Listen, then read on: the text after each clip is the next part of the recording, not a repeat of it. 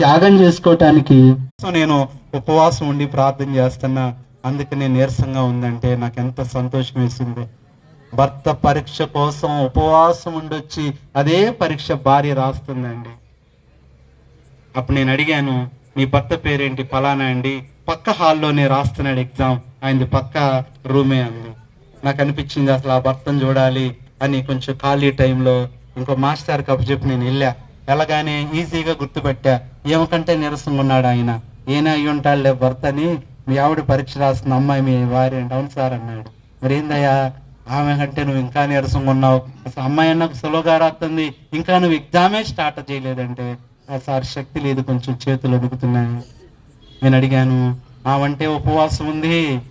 ఉపవాసం ఉందా సార్ అన్నాడు. అవును. నీకు తెలియదా అంటే తెలియదండి. ఆమె 3 రోజుల నుంచి ఉపవాసం ఉంది కాబట్టి నీరసంగా ఉంది. నీకేమైందయ్యా? నీకోసం